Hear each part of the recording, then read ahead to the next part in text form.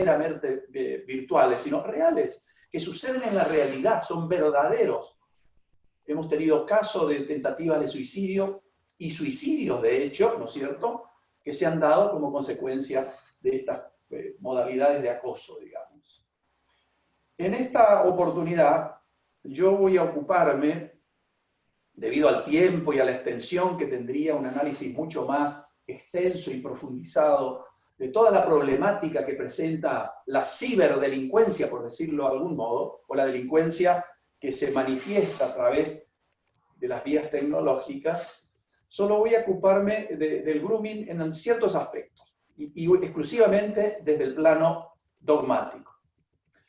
Ustedes saben que el grooming, el delito, fue introducido no hace mucho tiempo, en el 2013, por la ley 26.904, que, digamos, sancionó una conducta un poco extraña, una conducta que la vamos a desmenuzar un poquito enseguida, una conducta que a mí personalmente y a muchos doctrinarios me satisface en su totalidad, ¿no? Pero bueno, se ha dado un paso, digamos, no muy firme, pero un paso al fin, ¿no? Y eso ya es importante desde el punto de vista político-criminal y desde el punto de vista de la seguridad ciudadana que todos buscamos, ¿no es cierto?, con la represión, con la sanción de este tipo de conductas. Esta figura fue incorporada al título tercero del libro segundo, título de los delitos, el libro segundo, el artículo 131, ¿no es cierto?, con un texto que dice aproximadamente lo siguiente. Aquí lo que hay que tener en cuenta cuando se dicciona, cuando se habla del lenguaje de un tipo de injusto, digamos, decir con claridad cuál es la conducta típica, la acción que es punible, ¿no?, en ese tipo de injusto. Aquí el delito consiste en contactarse con una persona, el que contactare, dice la ley, dice el artículo 110, con una persona menor de edad, presten atención a esto también, con el propósito de cometer cualquier delito contra la integridad sexual de la víctima. Indudablemente, nos va a llevar un poco de tiempo, de mucho tiempo, analizar toda la problemática, como les decía, que presenta, a mi juicio, esta figura desde el plano dogmático y desde el plano político-criminal. Por eso me voy a referir solamente a tres aspectos que a mí me parecen importantes. No a todos, sino solo a estos tres. Y me parece que no solo tienen una importancia en sí mismo, sino también porque son aspectos que entre los tres se encuentran entrelazados, digamos, están ligados entre sí. Y eso lo vamos a ir viendo a medida que desmenucemos un poquito dogmáticamente esta figura. ¿Cuáles son esas tres cuestiones, estos tres factores o aspectos que se relacionan con el tipo de injusto, que me parece que vale la pena analizarnos brevemente, digamos? La problemática que presenta el bien jurídico es un punto. El segundo es la conducta típica, la conducta punible, que hablábamos recién. Y el tercero es el tipo subjetivo. Ustedes van a ver cómo estos tres puntos están estrechamente ligados entre sí, y por eso me parece a mí que tienen una importancia, ¿no es cierto?, relevante para, digo, discutir la conveniencia o no de la intervención penal en este tipo de figuras, ¿no?, de modalidades o de conductas.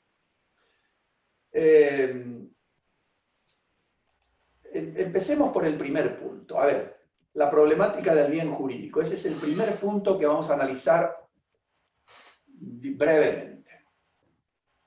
Y eso, nosotros, o yo entiendo que el análisis del bien jurídico es un análisis esencial, es indispensable en todo discurso jurídico penal.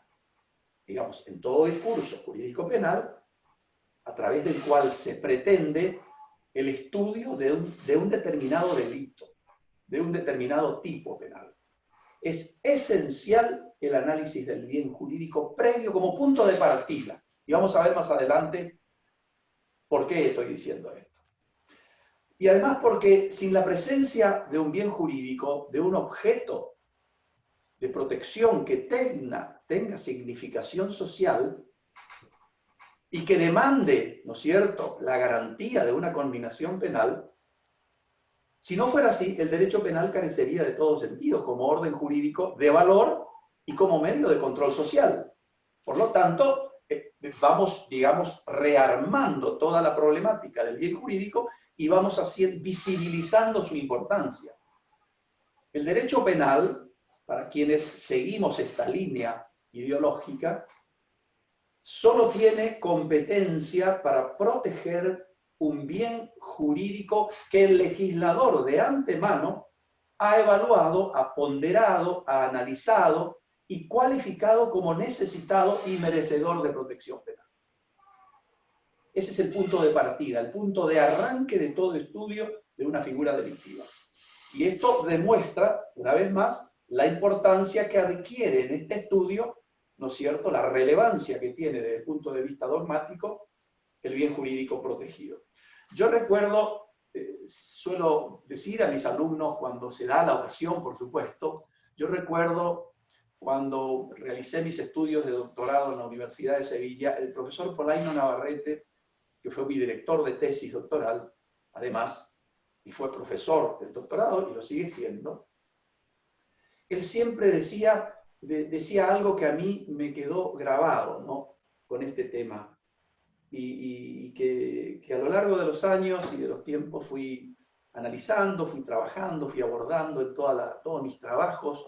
Van a ver la importancia que yo le doy al bien jurídico como, digamos, el elemento introductorio, la puerta que me abre el camino para el estudio de una figura delictiva. Él decía, y dice, inclusive en uno de sus libros lo dice claramente, dice don Miguel, destacar el valor del bien jurídico en derecho penal constituye una tarea obvia, dice él, pero en todo caso ineludible.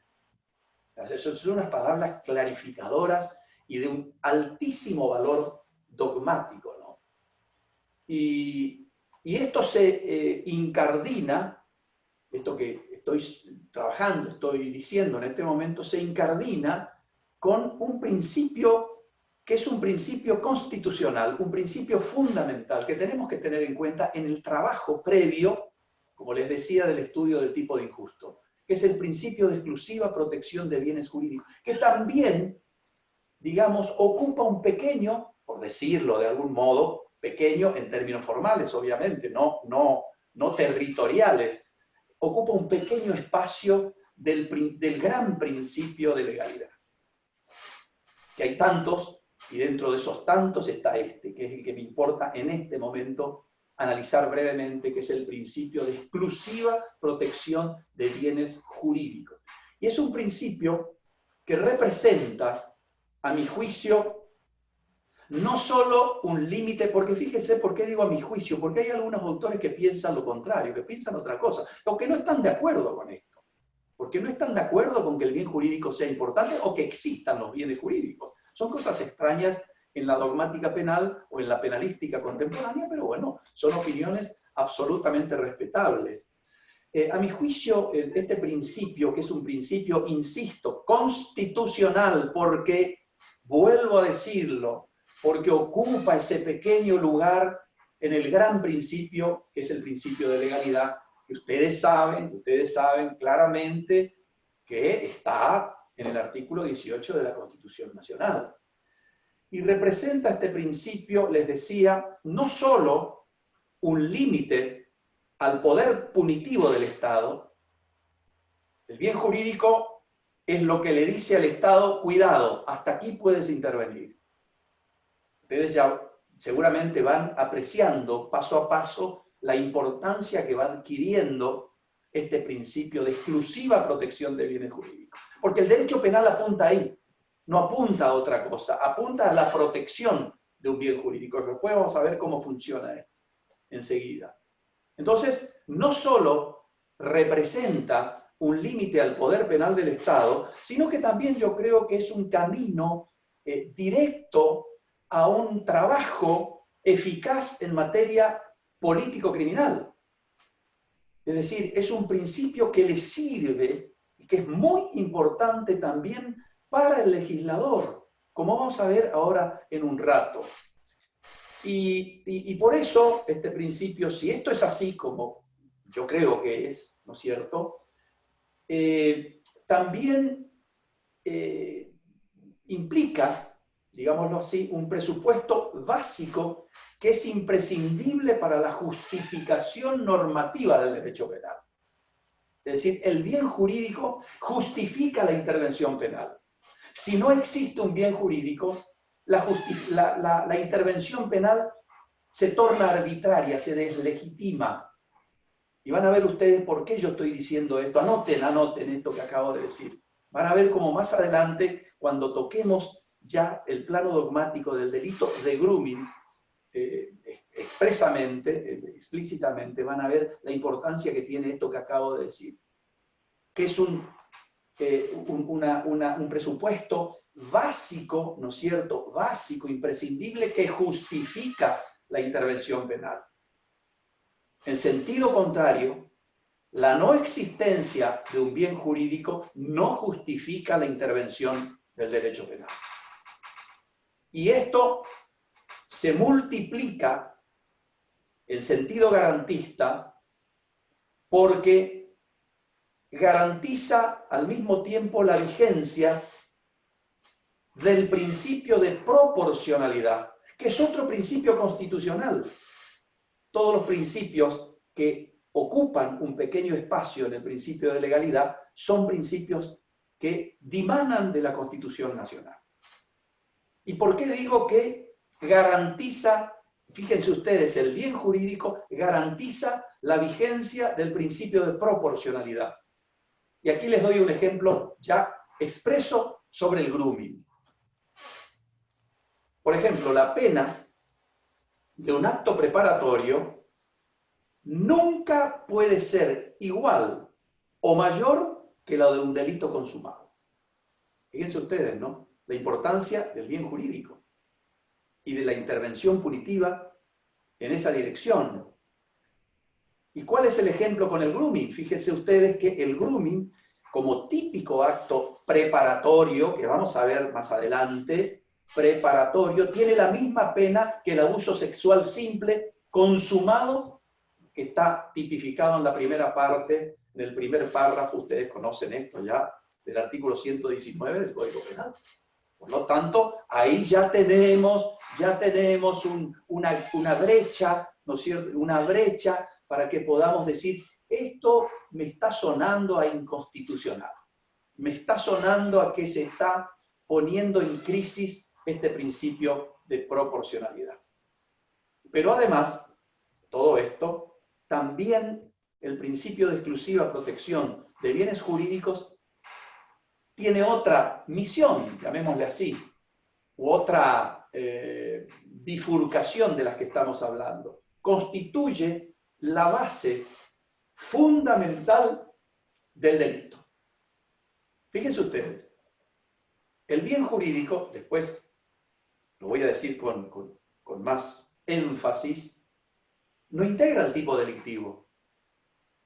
Ustedes no van a encontrar un tipo delictivo que diga el que atentare contra la vida de otro, el que atentare contra tal cosa, sino el que matare a otro, el que realizare acceso carnal con otra persona, el que se apoderare de una cosa de otra persona, etcétera, etcétera.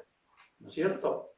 Entonces, ahí ustedes ven cómo el bien jurídico, si bien no pertenece al tipo de injusto, forma, digamos, su entorno, está dentro de su radio de acción. No sé si se me entiende. Yo ahora terminé hace esto, me tomo una licencia, si ustedes me permiten, porque voy a hacer una referencia expresa. Yo acabo de terminar en estos momentos de azote de la pandemia, acabo de terminar la actualización de los 5 tomos del FAC, aquel tratado de Derecho Penal de Sebastián Soler, que ya está en la editorial Astrea para su próxima publicación, que espero sea pronto. Si esta pandemia no continúa, lo vamos a presentar en la Facultad de Derecho.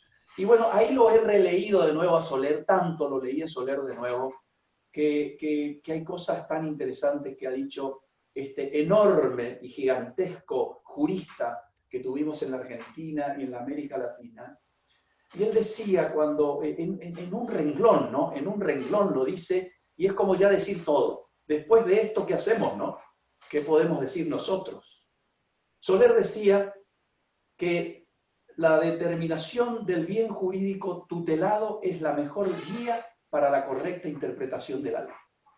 Es una oración realmente fantástica, ¿no? Es decir, es la mejor guía, ¿eh? Es, como decía hoy yo, el punto de partida. Yo no quise utilizar la palabra guía para no robarme palabras de Soler, pero es así, es así. Y esto Soler lo escribió en los años 40, y ya han pasado tantos años, y sin embargo, ustedes ven que cada vez la problemática, lo que sería un problema del bien jurídico, en la confección, en la interpretación, en el análisis del tipo delictivo, se torna de una importancia imprescindible. Les decía que el bien jurídico no pertenece al tipo de injusto, no está en el tipo objetivo ni en el tipo subjetivo. No es un elemento del delito, a mi juicio, a mi juicio. Pero tiene con él, les decía, una estrecha relación, es decir, está en su entorno, en su radio de acción. Es decir, están enlazados como con un hilo de coser que no se ve, pero ahí está el bien jurídico. Tiene que estar. Si no está el bien jurídico, no hay tipo delictivo. Esto que quede muy claro, porque esto después lo vamos a trasladar al grooming y ahí vamos a ver qué pasa, a ver si explota esto, ¿no? Lo que estoy diciendo. Tiene una estrecha relación con el tipo, porque tanto la acción o la omisión, cualquiera sea la conducta que sanciona al legislador, que no lesiona o pone en peligro un bien jurídico, carecería de importancia para el derecho penal. Esto es así. Para quienes seguimos esta línea ideológica, es decir, de un derecho penal de mínima intervención. Entonces se torna muy importante, y vamos a ver en un rato, un poquito más, si ustedes me dan más minutos, un poquito Sí, más. doctor. Bueno, muchas gracias. Vamos Por a ver. supuesto. Vamos a ver, van a ver ustedes esto que yo estoy diciendo, cómo los traspolamos y vamos a meternos dentro en las profundidades del tipo de injusto, del delito de grooming del 131, y vamos a ver qué tiene adentro, ¿no? Y lo primero que vamos a ver es su dicción, porque es lo que leemos, el telos de la norma. Es decir, leemos esto. Y esto es tan importante, pero ahí no encontramos el bien jurídico. Entonces, pero no deja de ser importante la dicción. Entonces tenemos que ver estas dos cosas que están entrelazadas entre sí. Es decir, la dicción del tipo de injusto, es decir, su redacción típica, su descripción, la que hace el legislador a la hora de confeccionar, de sancionar el tipo delictivo, y así también la naturaleza del bien jurídico que se pretende proteger con ese tipo de injusto. Estos son dos elementos muy importantes para la correcta comprensión, insisto, de la figura penal. Porque ustedes van a ver a lo largo y a lo ancho del Código Penal que hay muchas figuras que se asemejan o que tienen conductas típicas parecidas, pero el sentido del tipo de injusto varía según cuál sea el bien jurídico que está protegiendo ese tipo o esa figura en particular. Y esto es así porque, como les decía, tanto la acción como la omisión, como conductas de un tipo delictivo cualquiera, que esté regulado como un tipo de acción o como un tipo de omisión, o admita la modalidad omisiva, las acciones, las conductas son siempre una afectación de un bien jurídico determinado. Y eso no lo digo yo lo estoy repitiendo, eso lo dijo Roxin muchas veces. Y a propósito, también esto entre paréntesis les comento a título de ilustrativo o de chisme, digamos así. si se me permite una expresión no tan académica, pero bueno, hace unos días Roxin acaba de cumplir 90 años, ¿no? Y bueno, es fuerte el alemán, ¿no? Entonces, nosotros hemos tenido la suerte, la fortuna de conocerlo en su lado académico y en su faz personal. Ha compartido en mi casa con mi familia, mis amigos, ha estado varios días acá en Corrientes, en estos seminarios internacionales.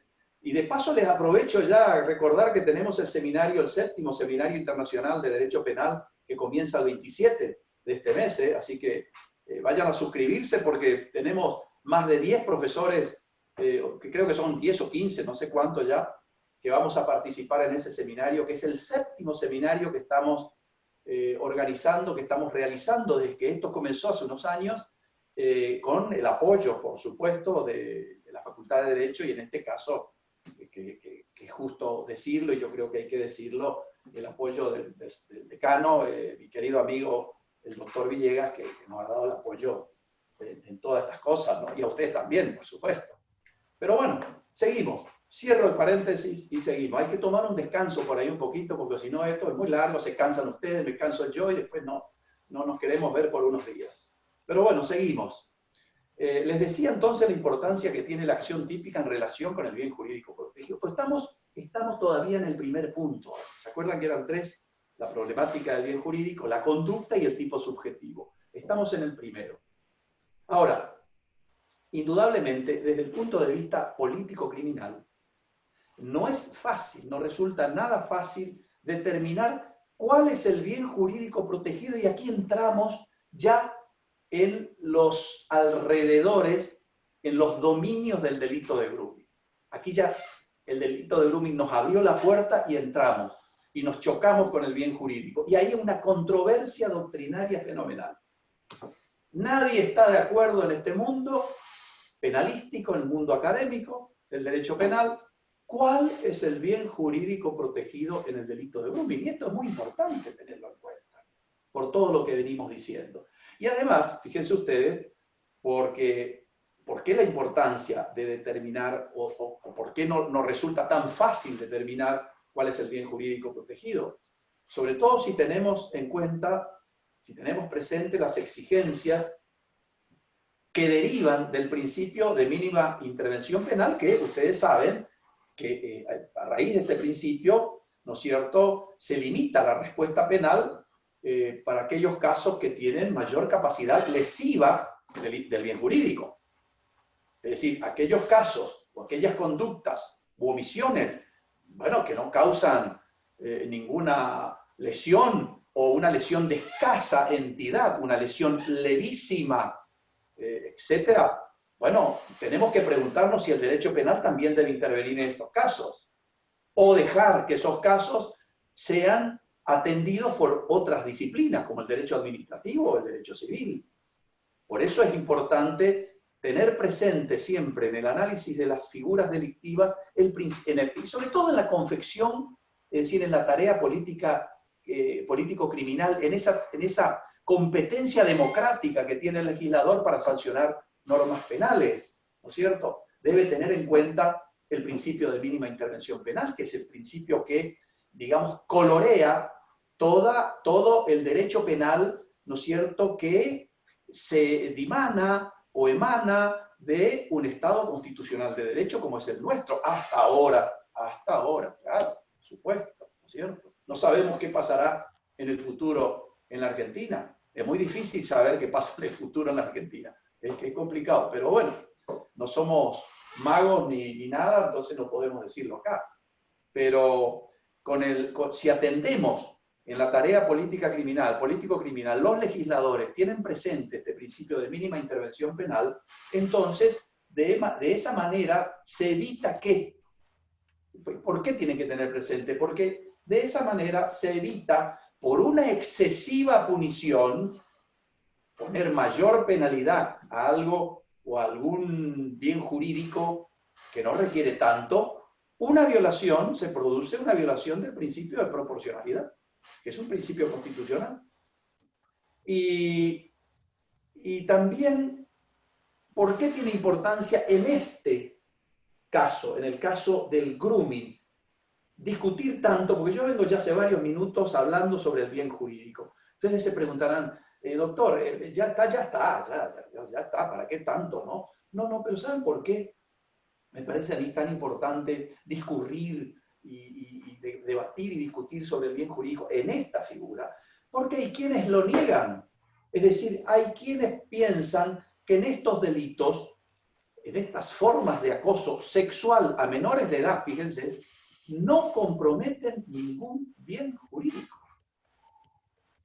Esto que viene del derecho anglosajón, pero se ha trasladado rápidamente a la Europa continental, que es donde algunos autores, sobre todo españoles, piensan de esta forma. Es decir, acá no se lesiona ni se pone en peligro ningún bien jurídico. Y bueno, y eso entonces hay que empezar a pensar, porque no se puede decir, no, usted está equivocado, sino que hay que pensar y repensar ciertos presupuestos para ver si esta opinión o esa tesis no es precisamente la que tiene la razón y no la nuestra. Entonces, empecemos a desgranar rápidamente, así muy abuelo de pájaro, esta temática que estamos desarrollando. Empecemos por quienes entienden, como es mi caso, de que sí se compromete un bien jurídico penal, que vamos a ver cuál es, en los casos de delitos o de acosos sexuales a menores de edad. Y en este caso se puede, yo hice una pequeña investigación doctrinaria, lo cual se vuelve pequeña, pero el trabajo fue muy arduo. 3 grupos de opiniones. Por un lado están aquellos que piensan que estamos frente a un delito pluriofensivo, es decir, que se lesionan o se afectan 2 bienes jurídicos. La indemnidad sexual del menor, que es la víctima de la agresión sexual, que sería el bien jurídico individual, digamos. Pero además se le agrega como complemento, como adición, ¿no es cierto?, la afectación o la seguridad de la infancia en la utilización de la tecnología, de este tipo de tecnología, que es un bien jurídico colectivo, es un bien jurídico universal. Otros, un segundo grupo, piensa que no, que aquí no estamos en presencia de un delito pluriofensivo, sino uniofensivo. Es decir, un delito, una conducta en la que se lesiona o se afecta por lesión o por peligro un bien jurídico solamente. Pero no todos están de acuerdo en cuál realmente es ese único bien jurídico que se afecta. Algunos piensan que es la dignidad del menor, otros la integridad moral del menor, la intangibilidad sexual del menor, el proceso de formación y el desarrollo de la personalidad del menor en materia sexual, y también la protección de la infancia. Y un tercer grupo, que me parece a mí, por la compulsa que he hecho, es el grupo mayoritario, entiende que lo que aquí está en juego es la indemnidad sexual de los menores. Y que esto conduce inexcusablemente a considerar a esta figura como un acto preparatorio que se sitúa en momentos previos al inicio de la ejecución de uno de los delitos que planea o que ha planificado cometer el autor de esta figura. Claro, pero acá no tenemos resuelto el problema. Yo puedo decir fácilmente, no, yo no estoy de acuerdo con esto, mi opinión es esta, pero tengo que fundarla, claro está. Todos estos autores han fundado esto que yo no expliqué por cuestiones de tiempo, pero todos tienen su fundamento. Se puede o no estar de acuerdo, pero sin perjuicio de esto, como les decía anteriormente, están aquellos, y acá sí tenemos que detenernos un poquito y prestar un poco de atención. Están aquellos que piensan que este delito no compromete, como les decía, ningún bien jurídico. Acá no se lesiona, no se afecta ni por lesión ni por peligro ningún bien jurídico. De manera tal que la inclusión de este tipo de figuras al Código Penal, dicen estos autores, es innecesaria, ya que por un lado no existen estadísticas que aseveren a ciencia cierta, ¿no es cierto?, como dato criminológico, que menores de 13 años, fíjense, ojo, dice menores de 13 años, porque los autores que yo estoy, este grupo de autores que yo estoy mencionando son autores españoles, y el Código Penal español habla de menores de 13 años, que eso va a tener importancia en lo que voy a decir más adelante con respecto al sujeto pasivo en el delito nuestro, que es menores de 18. Fíjense la diferencia, ¿no?, que hay, 18 y 13. Hay una diferencia etaria y en muchas otras cuestiones entre los menores muy importante. Entonces dicen que no hay una estadística veraz, cierta, asertiva, ¿no es cierto?, oficial, que diga de que los menores de 13 años sean contactados por internet y que al mismo tiempo acepten el encuentro, ¿no es cierto?, que les propone el autor del delito, es decir, el pedófilo, llámenle como quieran, ¿no?, el sujeto activo, el autor del delito. O dicen, o bien se trata de un problema de la sociedad, un problema tal vez real de la sociedad, pero es un problema, o un problema que existe en el imaginario colectivo. Es decir, la figura del depredador sexual que viene del derecho norteamericano, que no la voy a explicar aquí porque nos llevaría un tiempo y no tiene mayor interés. Pero bueno, este es el resumen de toda esa problemática o de la opinión de este grupo de autores, ¿no? Pero fíjense ustedes si tiene alguna importancia la tesis de este grupo de opinión, reside en lo siguiente. Estos dicen que tenemos que, para sancionar este tipo de conductas, tenemos que adelantar, tenemos que producir un adelantamiento de las barreras de protección del bien jurídico. Entonces, llegamos a penalizar siempre de este modo meros actos preparatorios. Ojo, ¿por qué les dije que presten atención? Porque es un poco lo que sucede con el delito de grooming en Argentina. Entonces, si estamos penalizando meros actos preparatorios y sobre todo no tenemos una justificación no normativa, sino político-criminal, de que el derecho penal intervenga y convierta en delito un acto preparatorio que por regla general es impune, implica, dicen estos autores, la aparición de un delito de peligro abstracto o un delito de mera sospecha. ¿Y esto qué supone? ¿Cuál es la consecuencia de una construcción del tipo con estas características? La afectación del principio de lesividad, que es otro principio del derecho, del principio constitucional. Es decir, se afecta el principio de lesividad porque se están castigando las meras intenciones. Fíjense si no tiene importancia esto con lo que vamos a ver enseguida cuando analicemos el delito de grooming del 131 del Código Penal argentino.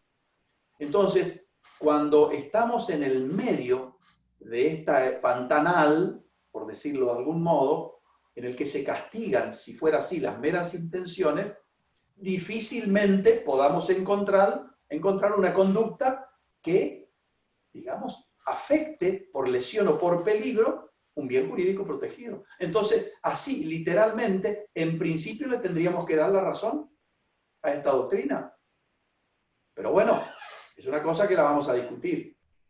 Yo creo, pensando en cuál será la razón que tengan, porque no pueden ser meras razones estadísticas, sobre todo en países como el nuestro, donde las estadísticas oficiales de criminalidad no existen muy deficitariamente, entonces no nos podemos guiar aritméticamente o automáticamente por las estadísticas oficiales.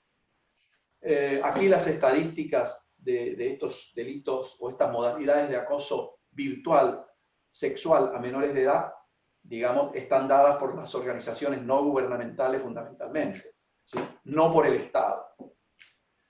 Es decir, hay como si fuera un traslado de la responsabilidad estatal a las organizaciones. Ocúpense ustedes de este tema, ¿cierto? El Estado dice, ocúpense ustedes. Nosotros ya nos ocupamos de sancionarles el delito, ¿qué más quieren? Ahora ustedes ocúpense de controlar si esto crece o no crece en la realidad cotidiana de todos nosotros, ¿no? A mí me parece que la tesis de estos autores de algún lado tiene que salir, ¿no? Alguna justificación, digamos, sociopolítica, jurídica, ética, que tenemos que encontrar. Yo creo que esta tesis que plantea la inexistencia de un bien jurídico en este tipo de delito, tal vez, es una opinión personal, tal vez sea la consecuencia de analizar una técnica legislativa incorrecta, ineficaz, deficitaria, inadecuada, y que a su vez contradice con algunos principios constitucionales, como este principio de taxatividad o de lesividad, o el principio de mínima intervención penal. Esa puede ser una, digamos, una opinión, ¿no es cierto?, bueno, que tienda a entender cuál es la razón que fundamenta esta tesis. O si no, proviene esta opinión de países, que esto me parece mucho más razonable, de países en los que no existen estadísticas confiables acerca de estas conductas. Pero aún así, cualquiera sea la razón que pudiere explicar esta opinión, aún así creo que la cuestión es discutible, ¿no? Porque, como les decía, nosotros no contamos con estadísticas oficiales que nos permitan aseverar a ciencia cierta de que realmente estas modalidades conductuales de acoso sexual virtual a menores de edad está en crecimiento o no, salvo si nos proveemos de las noticias de los medios de comunicación y de las que proporcionan organizaciones no gubernamentales dedicadas a abordar todas estas problemáticas desde el punto de vista criminológico, sociológico, etc., según las cuales este delito y otros similares están en permanente crecimiento.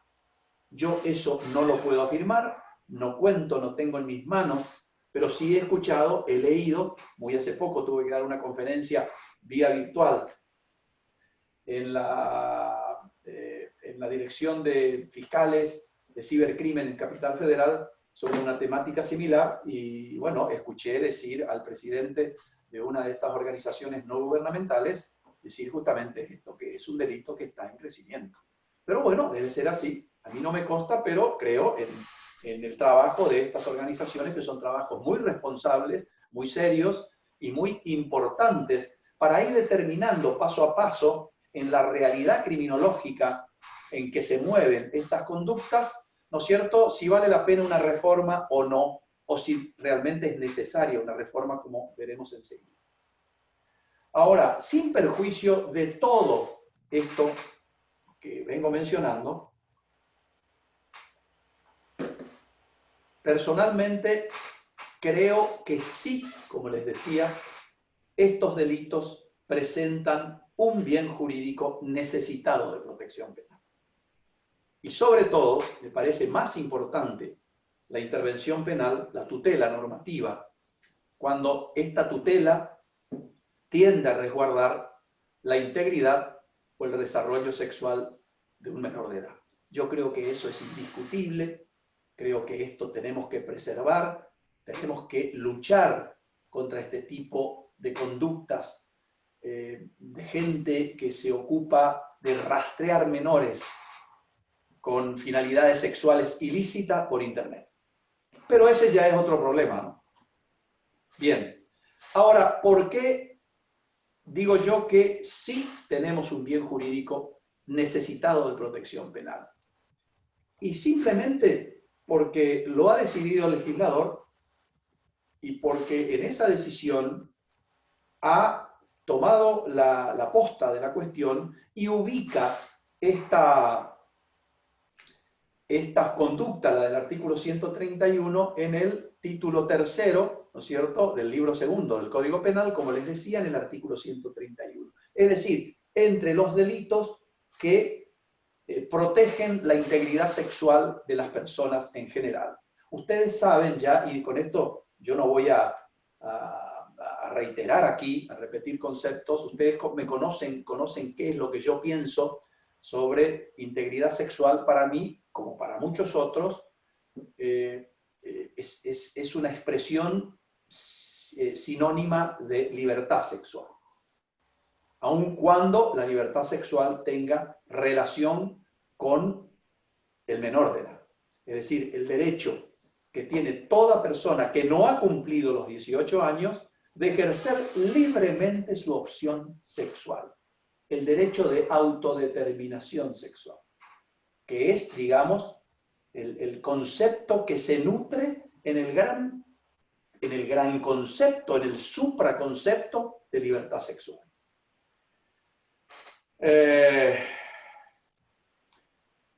Y les decía que hoy les decía hace un rato que no tendría ningún sentido la sanción de un tipo delictivo sin un bien jurídico que hay que proteger. Pero no obstante que esto sea una verdad incuestionable, el problema me parece que no está tanto en ese punto, sino en la descripción que el legislador hace o haga del tipo de injusto respectivo.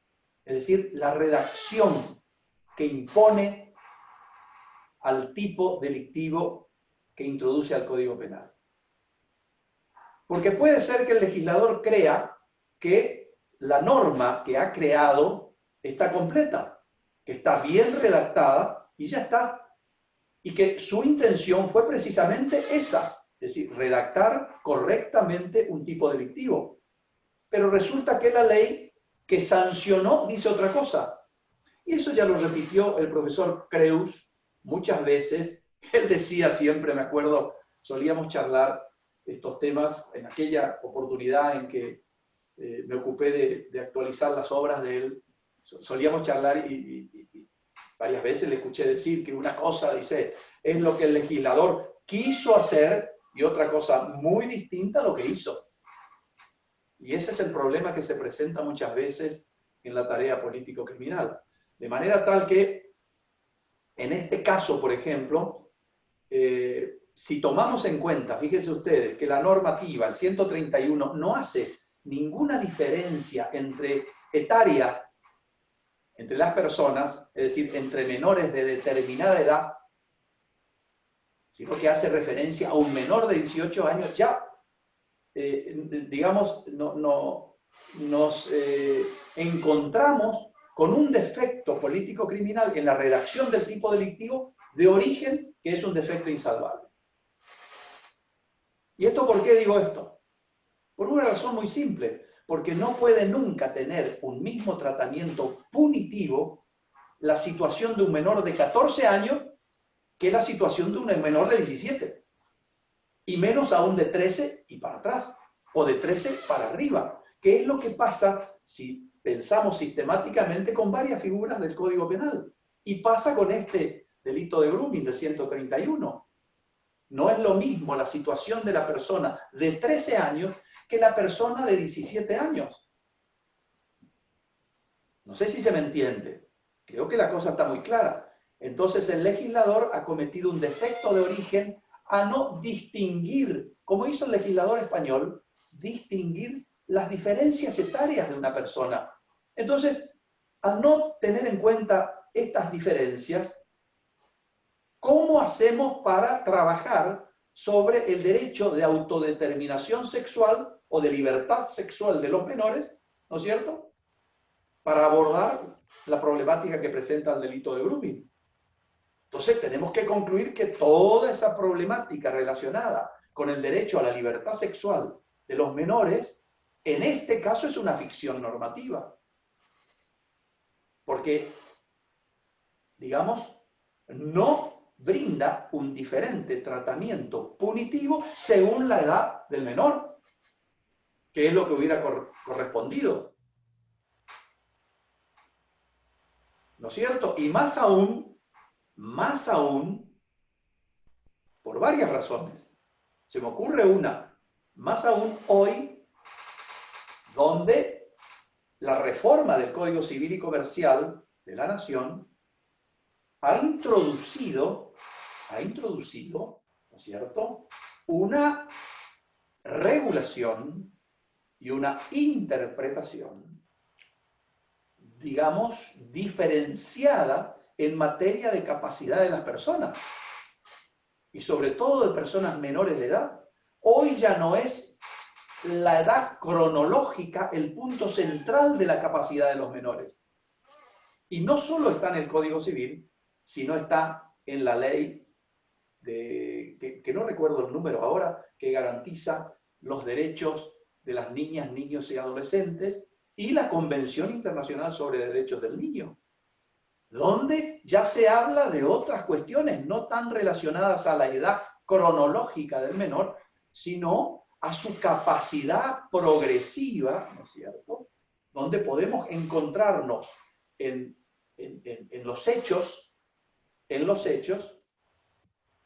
donde la intervención punitiva, la intervención penal del Estado, en este rango, ¿no es cierto?, de edad de los 13 a los 18, es una intervención penal arbitraria, porque limita el ejercicio del derecho a la sexualidad de los menores en materia sexual. Y yo cuando hablo de menores, digo menores porque eso es lo que dice el artículo 131, menores de 18 años. Entonces, señores, hay que afinar la punta del lápiz acá antes de sancionar una norma y leer un poco todo el sistema normativo, el mundo jurídico que tenemos vigente en la Argentina, que no se limita al Código Penal, ni se limita a ningunos episodios que se muestran por televisión o por los medios de comunicación. Eso no es suficiente para redactar un tipo penal, como ha sucedido en esta deficitaria político-criminal argentina de los últimos años. Perdón, y que yo no me canso de criticar, que ustedes saben que he sido y sigo siendo un gran crítico de esta política criminal, que ahora ya prácticamente no existe, Entonces, debe ser diferente a mi juicio y tiene que ser, desde el punto de vista normativo, la situación, insisto, perdón, de un menor de 13 años o menos, que también es discutible en materia de consentimiento, que yo ya he trabajado esa problemática, pero no voy a entrar ahora a analizar eso para que esto no se haga tan largo, ¿no es cierto?, entre un menor de 13 años y un menor de 18, sin ninguna duda. Bien. El delito de grooming. Tenemos que tener también un dato importante para no confundir las cosas. El delito de grooming es un delito sexual, no es un delito informático. Acá no está protegido el sistema informático, sino está protegido un ser humano en una franja etaria de 18 años, hasta 18 años, ¿no es cierto?, y en un radio de acción que hace a uno de sus derechos fundamentales, que es la libertad sexual. Es decir, no es un delito informático. Los delitos informáticos están, algunos, ni siquiera todos, que debieran estar en otras normas del Código Penal. Y con esto me parece que podemos dar por concluido el análisis de este primer punto. Entonces vamos a pasar al segundo. Recuerdan que era la conducta delictiva. La conducta delictiva que es parte, sí, del tipo objetivo, ¿no es cierto?, de un delito, de una figura X, digamos. ¿Cuál es la conducta delictiva? Y acá vamos a ir enlazando con el bien jurídico y con los otros elementos que analizamos y que vamos a analizar. La conducta punible del delito de grooming es el contacto con el menor. Nada más que eso. Como la ley no nos suministra ninguna pista para que nosotros podamos descubrir qué quiso decir el legislador con contacto, que es un término muy vago, muy genérico, muy difuso, muy difícil de saber qué significa o qué alcance le tenemos que dar para interpretar correctamente la figura. A mí me parece que la acción de contactar implica un doble paso, un doble tramo, es decir, es un delito, llamemos utilizando una vieja expresión del profesor Terán Lomas, un delito de acción doble. Eso no quiere decir que sean dos personas las que cometen una acción cada una, pero también puede ser que una persona cometa una acción doble. que eso no se trata de esto, pero sí es un delito de doble tramo. ¿Por qué? Porque no solamente se requiere el mero contacto, es decir, la acción motora, digamos así, instrumental, estructural, de contactar, agarrar, sería en los hechos, sería algo así como entrar a la computadora, como estamos ahora, a la computadora, el ingresar a la red internet y empezar la búsqueda. Eso es contactar. Pero ¿es suficiente eso para que la conducta sea sancionada por el derecho penal, para que intervenga ya ahí, tan tempranamente que intervenga el derecho penal? ¿No estaríamos violando muchas garantías si pretendemos que el derecho penal intervenga tan tempranamente, tan anticipadamente a una posible lesión o peligro de un bien jurídico que no sabemos dónde está? Que está en el mundo infinito digital, en el mundo virtual que no sabemos a dónde va. Podemos tener un pedófilo que está en Hong Kong o en cualquier otro lugar del planeta ingresando a Internet en una búsqueda de menores, en una búsqueda sexual, llamémosle así, en una casa, en una actividad de caza, no de animales, sino de menores, con unas ideas sexuales, que vamos a ver qué significa todo eso. ¿Es suficiente eso para que se sancione el delito? No, no es suficiente. Por eso digo que es una acción doble, de doble paso. Necesita el contacto del menor. Es decir, del otro lado de la pantalla, que no sabemos quién está, y nunca vamos a saber, nunca, quién está detrás de la pantalla. Ese es el anonimato justamente es uno de los grandes problemas de la que se nutre la ciberdelincuencia, ¿no? Es decir, el anonimato y las dificultades que existen para comprobar quién ha sido la persona que está de un lado y que está del otro lado de la pantalla. Es decir, nosotros no solo tenemos que indagar para interpretar correctamente el tipo, quién es el autor, sino quién es la víctima. ¿Y por qué? Ustedes dirán, pero ¿y por qué nos interesa la víctima? ¿La víctima puede ser cualquiera? No, tiene que ser un menor de 18 años. Si fuera mayor no sería delito. Entonces ahí se presenta un gran problema en materia probatoria que no vamos a analizar ahora. Pero se presenta un gran problema, un grave problema, una dificultad casi insalvable. Entonces, por eso digo yo que, y esta tesis que propuse casi al sancionarse esta ley, que salió mi primer trabajo sobre grooming, ya dije esto, y fue acogida la tesis por la gran mayoría doctrinaria en el país, que han seguido esta tesis. Es decir, que no basta con el solo contacto, es decir, con el solo ingreso a Internet, que sería el contacto. Parece un contacto material, ¿no? Pero es un contacto formal, acuérdense, es jurídico. Pero requiere de un acto material que es el ingreso a Internet, a la red Internet. Entonces, necesitamos que esa acción activa, digamos así, que arranca, finalice con el contacto de la víctima. La víctima tiene que haber recibido la comunicación. No quiere decir esto que la víctima tuvo que haber contestado, respondido la oferta, prestarse a la oferta del sujeto activo, sino que es suficiente con que la víctima recepte la... No me pregunten a mí, ustedes, eso hay que preguntarles a un experto, ¿cómo hacemos para comprobar, en el caso práctico, que la víctima ha receptado la comunicación? Bueno, yo les podría arriesgar y decirles, bueno, seguramente veremos que aparece una respuesta, como aparece en el WhatsApp. Una respuesta, sí estoy, quién sos, me llamo fulano, fulana, tengo tantos años, no sé. Supongo que ese diálogo se tiene que dar. Ahí tenemos el contacto que establece la ley como conducta punible. Contacto más recepción.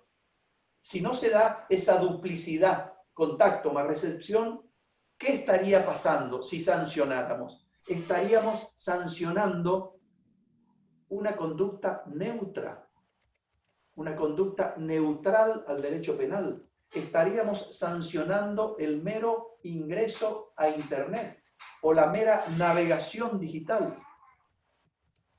Entonces, no se puede sancionar como grooming a un sujeto que aún con ideas sexuales, de tener alguna relación sexual ilícita inclusive, se ingresa a Internet en búsqueda de menores.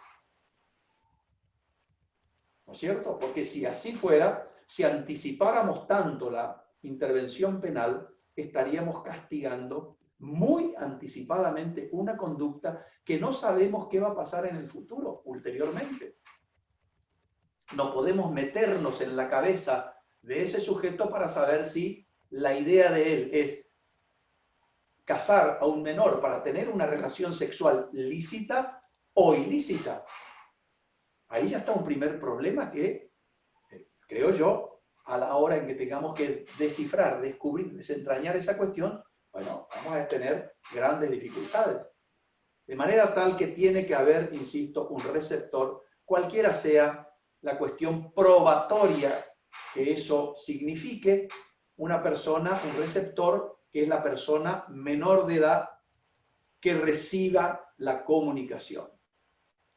Entonces, la conclusión, ¿cuál sería acá? Que la acción típica, la acción punible, no se concreta solamente con la mera comunicación sin contacto, sin recepción por parte de la víctima. Se trata, eso sí, hasta aquí, e inclusive empujando más el análisis hacia adelante, se trata, eso sí, y por eso les decía, presten atención cuando hablábamos de quienes sostenían que estos delitos, estas conductas no comprometen ningún bien jurídico, ¿se acuerdan? Y que decían, esto sucede cuando se penaliza un mero acto preparatorio. Y efectivamente, estamos frente a un acto preparatorio que se funda ¿en qué? En la resolución dolosa del autor de cometer un hecho que todavía no tuvo principio de ejecución. Es decir, el hecho ulterior, el delito sexual que él quiere cometer en perjuicio del menor, no ha tenido principio de ejecución. Entonces, un acto preparatorio, sin ninguna duda, de un delito sexual ulterior. Por lo tanto, esto nos demuestra que necesitamos de esa doble acción. Necesitamos de esa doble acción, es decir, el contacto y la receptibilidad, la recepción, la comunicación por parte del menor, para que podamos tener una conducta punible y no estar castigando, insisto, el mero ingreso a Internet, que sería el contacto a secas, a solas.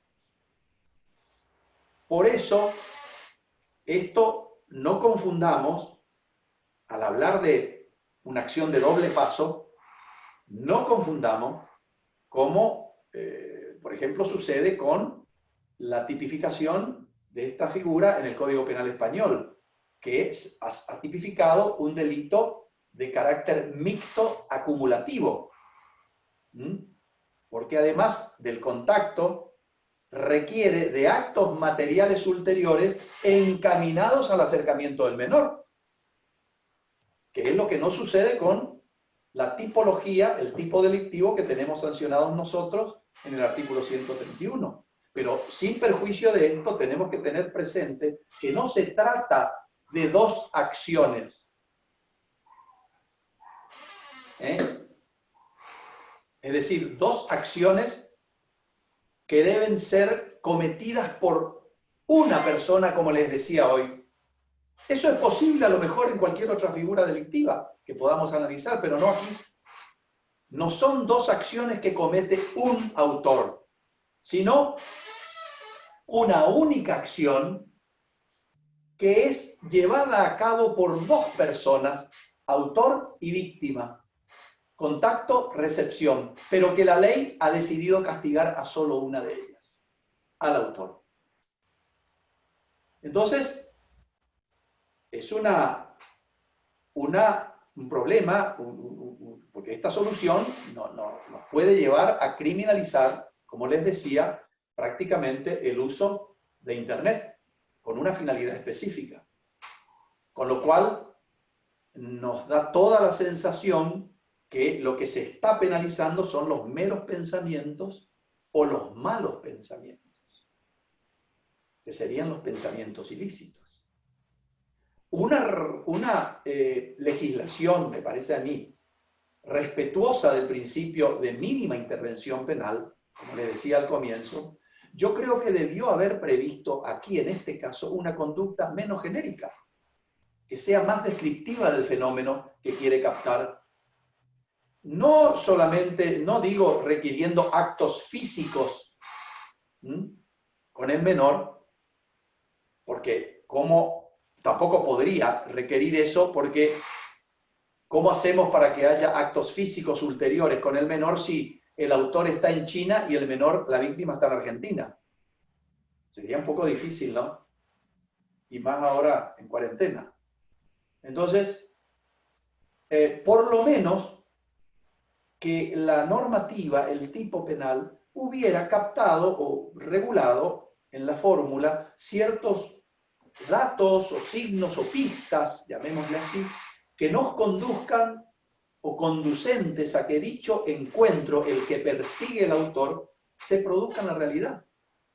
Hay que buscar una fórmula lo más precisa y lo más clara posible. ¿Para evitar qué? Para evitar cuestionamientos de inconstitucionalidad, que es lo que pasa con esta figura.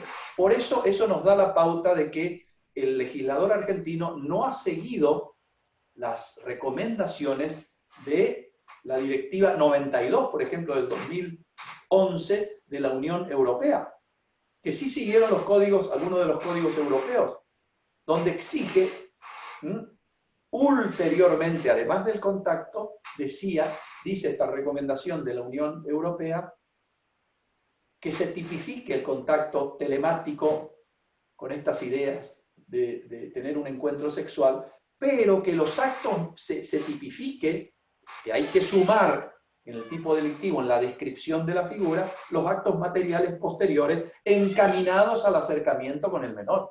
Hay que buscar la fórmula, insisto, más precisa y más justa y más clara posible, que no ha hecho el legislador argentino. Entonces, da toda la sensación que en nuestro caso se ha penalizado, como les decía, una conducta neutra, inocua, con respecto a la probable afectación de un bien jurídico, integridad sexual, que es lo que yo planteaba al comienzo como primer punto de análisis.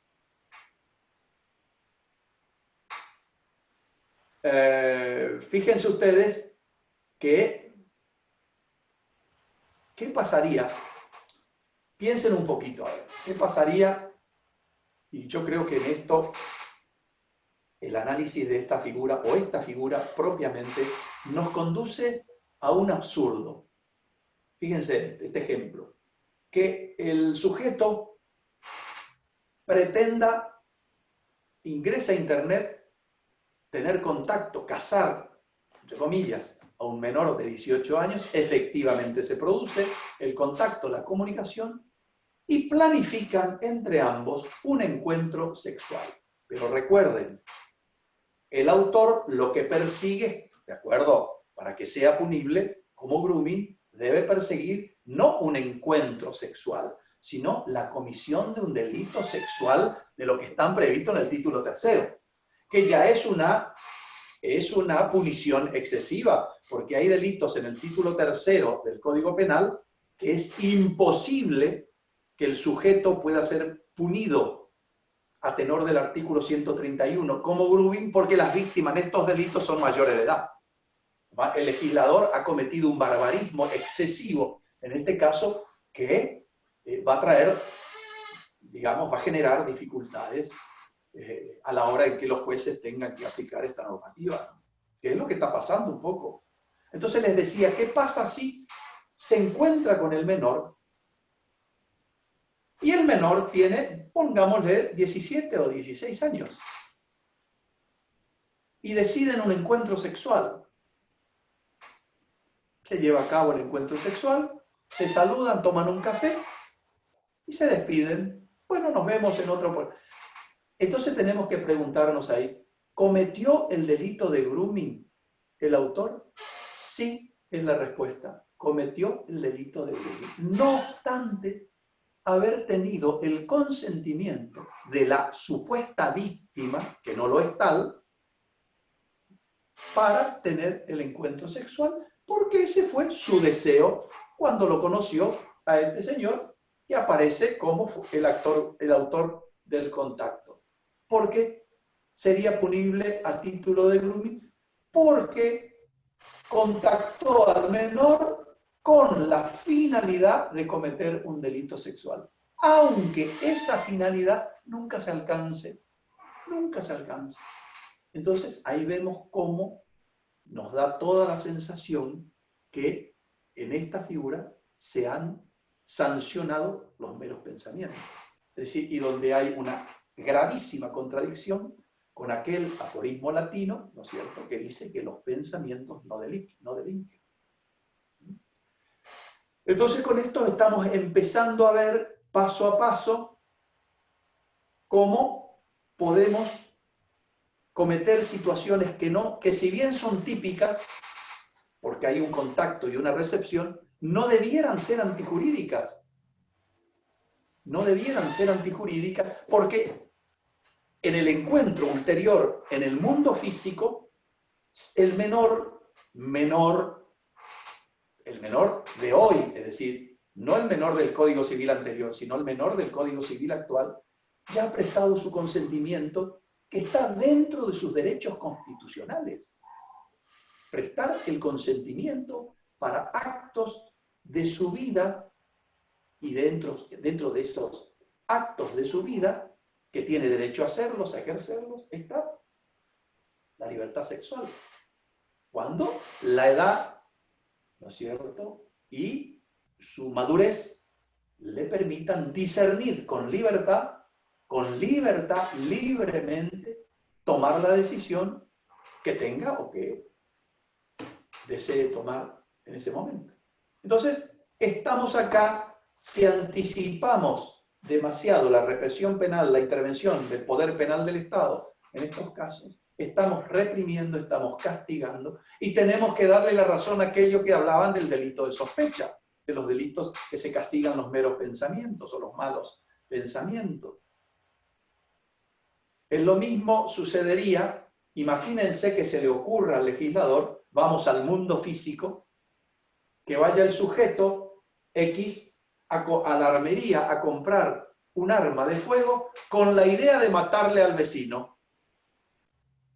Si tuviéramos que castigar este hecho como un acto preparatorio, que es técnicamente un acto preparatorio, estaríamos castigando un mero pensamiento, que es lo que sucede con el delito de grooming. Entonces vamos ahora al tercer punto, el último, porque ya ustedes estarán recontra cansados y ya me están por echar en cualquier momento. Entonces voy a hacer un poquito más rápido esto. El tercer punto, ¿se acuerdan? Era el análisis rápido del tipo subjetivo. El tipo subjetivo es el que nos acerca al dolo, a la culpabilidad, a las intenciones, a los delitos de tendencia, a los delitos configurados subjetivamente, etc. En este caso estamos ante un delito doloso de dolo directo. No admite otra forma del dolo. Al contrario, exige aún más, porque se trata de un delito de tendencia sexual. Entonces, el legislador ha decidido añadir al dolo propio del delito un elemento subjetivo del tipo adicional al dolo propio de la figura, es decir, un elemento ultraintencional. ¿Cuál es el propósito, la finalidad en el autor de cometer un delito de los previstos en el título tercero, es decir, contra la integridad sexual del Código Penal? ¿Cuál es la importancia que tienen estos elementos subjetivos que se añaden al dolo del delito? La importancia que tienen es que en las figuras, que pueden estar expresamente establecidos, como en este caso, o implícitamente como en otros, ¿no es cierto? En este caso el legislador estableció expresamente un elemento subjetivo. Que si no estuviera ese elemento subjetivo, el hecho, la conducta es atípica. No es delito. Y esto nos lleva, fíjense ustedes qué gran descubrimiento, ¿no? Fíjense ustedes ¿Cuál es la conclusión? ¿A dónde nos lleva esto?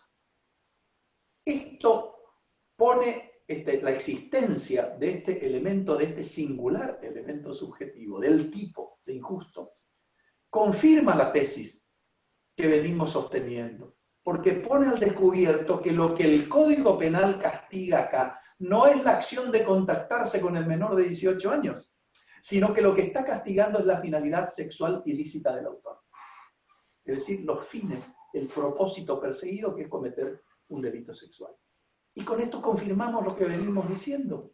La mera contactación por vía de internet con un menor, aun cuando éste recepte la comunicación, pero sin un propósito sexual en el sujeto activo, en el autor, el hecho es atípico. Estamos dentro de una conducta lícita. Deja de ser una conducta antijurídica. Y esto, ¿por qué sucede esto?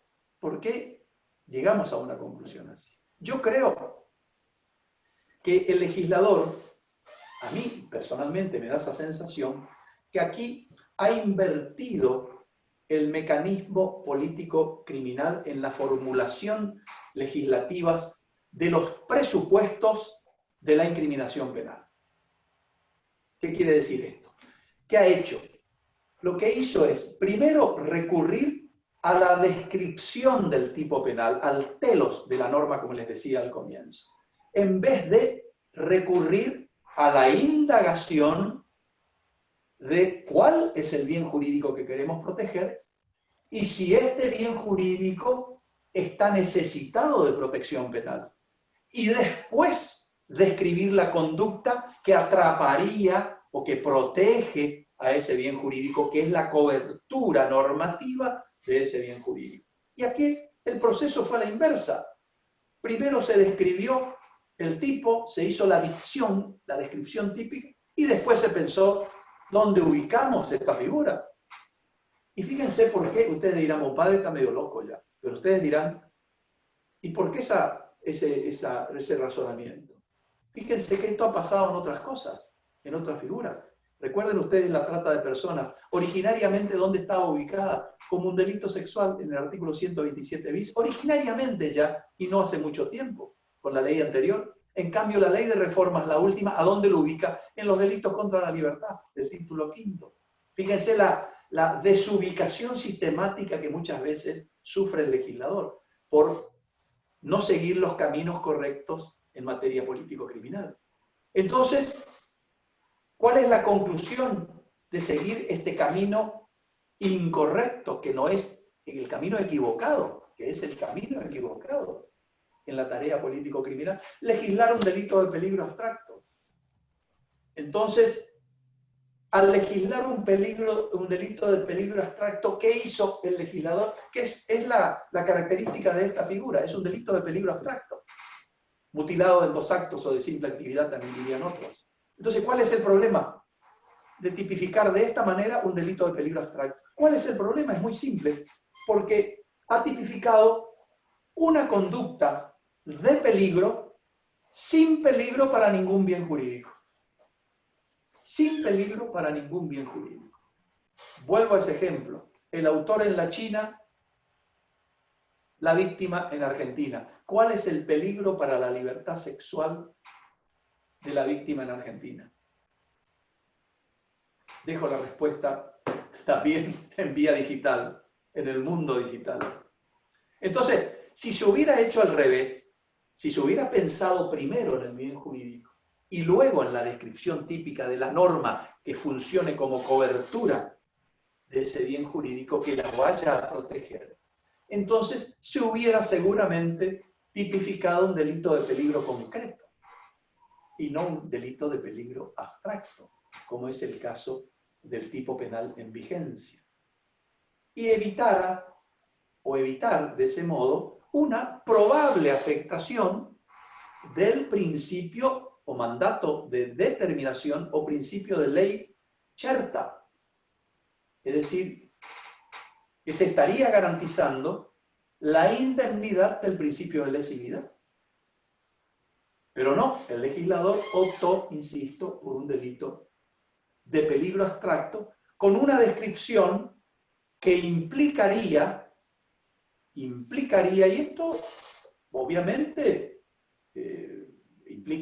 presupone una discusión, ¿no es cierto?, para llegar a soluciones más justas, más en la práctica y en lo teórico, ¿no es cierto? Una descripción como esta que tiene el artículo 131 del Código Penal, ciertamente nos permite inferir una intervención arbitraria del Estado en la esfera de libertad de los ciudadanos, menores de 18 años.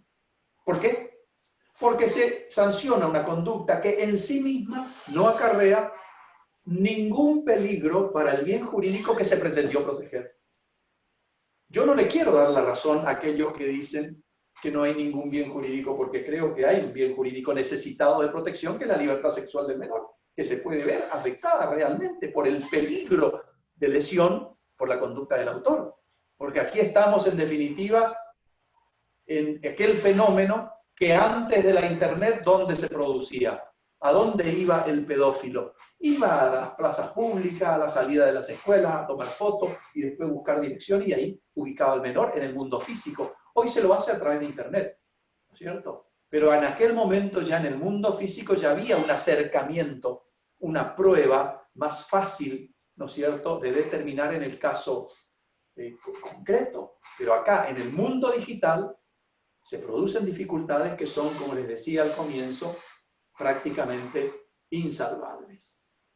Entonces, yo no digo que esté mal y que no sea una política criminal adecuada la tipificación de actos preparatorios. A veces es necesario. Es decir, que el sujeto tenga en su casa una máquina enorme que para falsificar billetes, bueno, me parece que se debe tipificar, sancionar ese acto preparatorio, porque está obviamente dirigido, y además los billetes solamente los puede confeccionar el Estado, emitir el Estado, no un particular.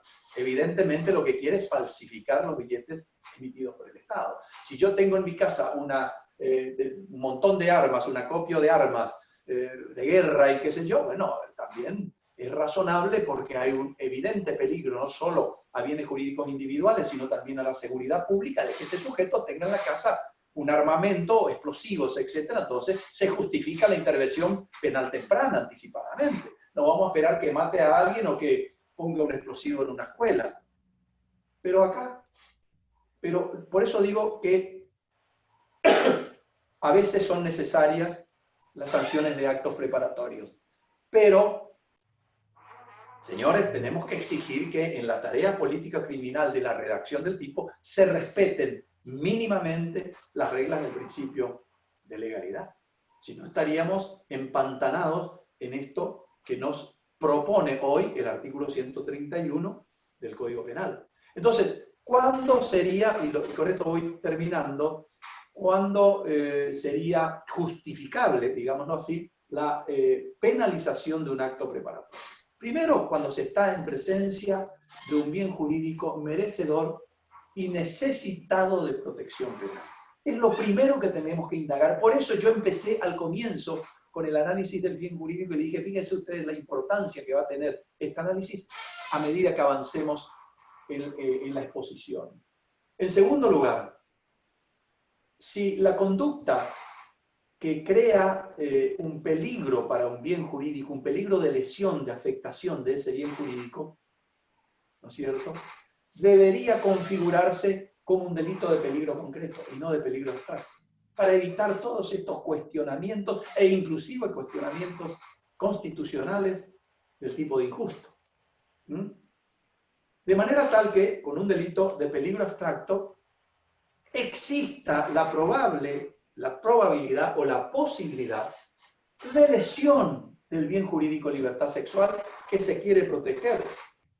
Es decir, que se pueda comprobar en el caso concreto de que ese bien jurídico ha corrido realmente un peligro de lesión. Porque si no, vamos a entrar de nuevo en ese pantanal que son los delitos de peligro abstracto. Ahora, si el acto preparatorio, insisto, que es un acto no punible en sí mismo, en principio, que se convierte en delito por decisión político-criminal, no genera ninguna situación de peligro para el bien jurídico protegido, entonces se está afectando, sin lugar a dudas, el principio de lesividad, que es un poco lo que sucede con el delito de grooming de argentino. Y estos son los casos en los que se presenta lo que alguna doctrina entiende que es un delito de sospecha. Es decir, aquellos delitos que para su perfección, para su consumación, no requieren que se pruebe efectivamente que se va a desplegar una conducta ulterior, es decir, cometer un delito ulteriormente, sino que es suficiente para la consumación, para la perfección del tipo, la realización sola, singularmente, de la propia conducta con la intención de la realización de ese acto ulterior. Entonces, estamos repitiendo lo que dice el 131. Entonces, tenemos que convenir que es un delito de sospecha. No me gusta decirlo, ni estoy muy convencido de esto, pero el análisis nos lleva a esta conclusión. Entonces, debería formularse un tipo penal como de peligro concreto cuya acción, la acción punible, tenga vinculación o alguna vinculación con el delito sexual posterior, que es una consecuencia previsible, pero no es nada seguro de que esa consecuencia acontezca en la realidad. Por eso es suficiente con el peligro de lesión para el bien jurídico. No es necesario que se lesione efectivamente, que se destruya el bien jurídico, libertad sexual, sino que es suficiente que esa situación de peligro supere el nivel del riesgo permitido. Con eso es suficiente. Hubiéramos tenido un tipo penal más completo, más correctamente descrito, y no hubiéramos tenido tanta discusión. Y este es un artículo, el 131, que va a tener, implicará indudablemente cuestionamientos difíciles de resolver, no solo en la faz probatoria, en los casos particulares, sobre todo para probar no solo el dolo del delito, sino también el elemento finalístico, es decir, el elemento subjetivo que lo colorea, que lo complementa, sino también por razones de justicia material, porque estaríamos castigando la tentativa de un delito sexual. Y estas técnicas tan imprecisas de política criminal ponen realmente en peligro la seguridad jurídica. ¿Por qué? Porque dejan en manos del juez la interpretación del alcance del tipo delictivo. Es decir, el juez es el que viene a complementar a través de la interpretación. El juez integra el tipo delictivo cuando ya tendría que venir integrado desde el Congreso, desde la propia ley. No, acá se deja en manos del juez la interpretación. Entonces el juez número 1 interpretará de una forma, el número 2 de otra forma, y el número 3 de una tercera forma. Entonces, ¿qué genera eso? Señoras, inseguridad jurídica. Se afecta al principio de inseguridad jurídica. Y solamente esa inseguridad, quienes tienen el perjuicio, digamos, potencial de esa inseguridad, los ciudadanos. Y se afecta indudablemente el mandato de determinación y ley Cherta que les decía hace unos momentos, ¿no es cierto? Porque el tipo no tiene el mínimo, ni siquiera un mínimo razonable de comprensión, que es el mínimo razonable de comprensión que tuvo que venir del Poder Legislativo. Es decir, se daría una situación en la que la legitimación democrática del juez, del legislador de sancionar delitos es trasladada al juez, quien en forma personal, subjetivamente, conjeturalmente, él decidirá cuáles son los alcances del tipo penal y su aplicación en el caso concreto. Conclusiones. A ver, vamos a concluir y terminar. la pésima técnica legislativa que vengo describiendo desde el comienzo del análisis de esta figura, nos lleva a concluir que el legislador ha penalizado aquí nada más que los malos pensamientos o las malas intenciones. Y esta es una reforma penal que no tuvo en cuenta lo que siempre yo comento entre los alumnos, sobre todo, y en cualquier intervención mía pública, no se ha tenido en cuenta el principio de unidad del ordenamiento jurídico. Es decir, no se ha pensado en la Ley de Identidad de Género, en el Código Civil y Comercial nuevo, en la Convención Internacional de los Derechos del Niño, en las normativas convencionales, etc. Entonces una reforma con esas características seguramente, me parece a mí, está destinada al fracaso. ¿Y eso por qué? Porque yo siempre digo, y seguramente ustedes recordarán, que una reforma penal, un código penal no es ni bueno ni malo, ni de izquierda, ni de derecha, ni del centro, ni nada. Hemos de discutir esas cuestiones. Hagamos un código penal democrático. Sino que los aciertos y ventajas o desventajas de una reforma penal o de un código penal depende mucho del espejo con que se mire, ¿no? Lo que sí creemos es que la reforma en la Argentina es necesaria, es urgente. Yo creo personalmente, y lo he dicho muchas veces y lo digo en mis libros, de que el acoso sexual a menores de edad o a cualquier ciudadano debe ser sancionado, es decir, el derecho penal debe intervenir en estos casos, y más aún si se tratare de menores de edad. Pero pongamos un paréntesis de atención en la técnica legislativa. La técnica legislativa en la formulación de la norma penal debe respetar mínimamente las exigencias de un Estado constitucional de derecho, es decir, las exigencias que derivan del principio de legalidad. ¿Y eso por qué? Porque el legislador, además de prestar atención a esto último, también a la hora en que deba ejercer esa competencia democrática de legislar penalmente, de sancionar normas penales, ¿cierto? Tiene que entender que el derecho penal no modifica la realidad. Nunca el derecho penal puede modificar una realidad predeterminada en una sociedad dada, sino que lo único que el derecho penal puede hacer es contribuir a que esa realidad, señores, sea mejor para los ciudadanos. Muchas gracias. Muchas gracias, doctor, por su disertación. La verdad que excelente y muy clara su exposición y sus apreciaciones. La verdad que comparto muchas de las cosas que ha dicho. Es un privilegio para nosotros los estudiantes de la Facultad de Derecho de la UNE poder tenerlo a usted como docente y poder escucharlo también acá.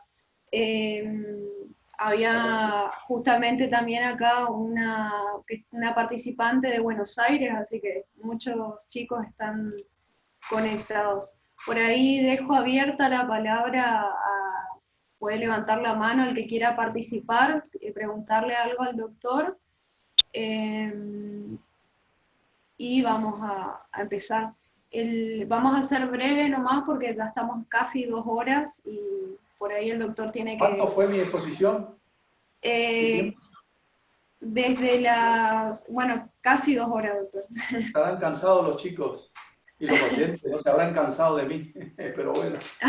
Hay mucho más para decir acá, no he hablado de la pena, no he hablado de muchas cosas. Sí, pero la verdad que estuvo muy interesante, muy actual. Pido disculpas si no pude analizar todo el tipo, porque bueno, sería muy largo. No, profe, por favor.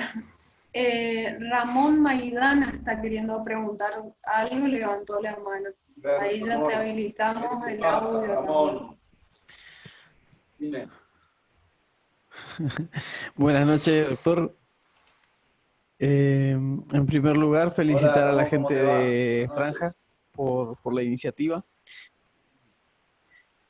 Además contarle, bueno, soy alumno de la extensión de Santo Tomé.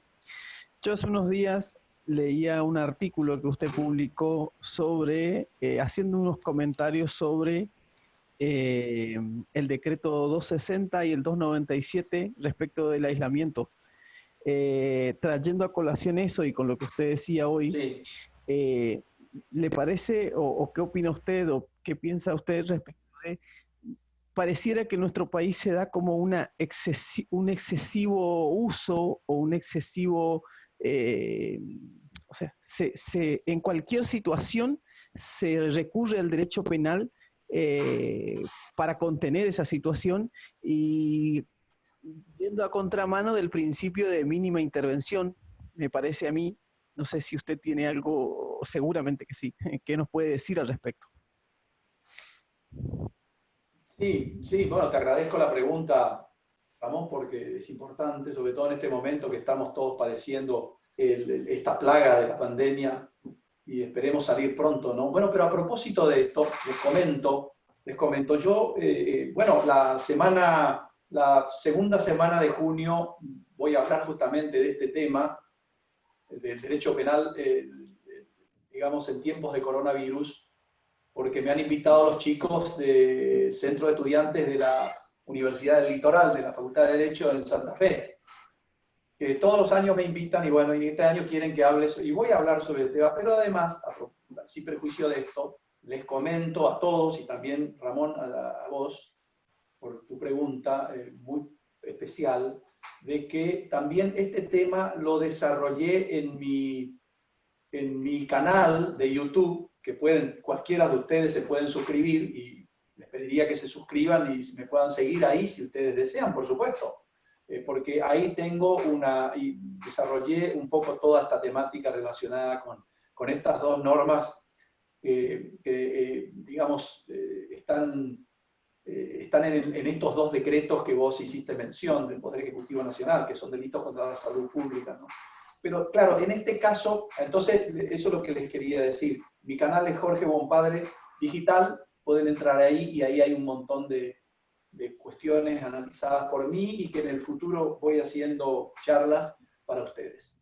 Te decía que en este caso, digamos, si hay una pequeña diferencia es que ya estas normativas ya estaban legisladas, digamos, es decir, no son de la legislación de ocasión o meramente electoralista, digamos, como ha sucedido en los últimos años. Estas figuras relacionadas con la salud pública ya tienen sus añitos, algunas de ellas ya vienen con el propio Código Penal de 1921, otras fueron reformadas con las leyes que se relacionan más con los estupefacientes y algunos medicamentos, etcétera. Pero ya son figuras que de larga data, digamos, de vieja data, mejor dicho. Es decir, el decreto tampoco podría, digamos, sancionar una normativa porque sería inconstitucional, porque, como les dije en la charla, la competencia democrática la tiene el Congreso de la Nación, ¿no? Pero sí, pero es cierto también lo que decías, de que el legislador muchas veces recurre a la herramienta del derecho penal como castigo, digamos, como amedrentamiento por intimidación a los ciudadanos que hagan esto o se aplicará esto otro, digamos. O actúan, como les decían, a impulso, como dicen los españoles, a impulso del telediario, digamos, comentarios de los medios de comunicación. Sucede un episodio, como ha pasado con la trata de personas, como ha pasado con el femicidio, que son tan malas las normativas, esas descripciones típicas, esas redacciones típicas, que generan toda una gran discusión en el ámbito doctrinario y jurisprudencial. Pero es verdad, muchas veces, y en lo que ha sucedido en los últimos años en materia de política criminal, a mi juicio, y bueno, no solamente lo digo yo, sino casi toda la doctrina nacional está conteste con esto, en que se ha legislado de ocasión, digamos, a impulso de fenómenos o episodios o acontecimientos sociales o hechos delictivos que han causado un gran impacto en la sociedad y el gran reclamo que se produce como consecuencia ha generado una rápida intervención del Congreso y la sanción de la norma. Y cuando la norma penal proviene de una ligereza, de una actividad improvisada, rápida, veloz, etcétera, para solucionar el conflicto social, y bueno, se nos presentan estas normativas que después son muy difíciles de analizarlas, de aplicarlas en los casos particulares, etc. Pero es así, como vos decías. Bueno, vamos a ir cerrando, doctor. Muchas gracias nuevamente Como ustedes quieran, muchas gracias a ustedes. habernos transmitido todos estos conocimientos, también por anunciarnos también la actualización, la primicia de la actualización de sus tratados. Esperemos que podamos encontrarnos pronto en la facultad para... No es el tratado mío, sino es el tratado de Sebastián Soler, el que dice toda la parte general y la parte especial, que espero que el editorial Astrea saque seguramente en unos meses más. Sí, igualmente es una primicia para nosotros. Así que muchas gracias, y muchas gracias también a todos los estudiantes que participaron, y los esperamos en las siguientes charlas. Ya damos por cerrado y finalizado. Muchas gracias. Igualmente, doctor, muchas gracias a usted.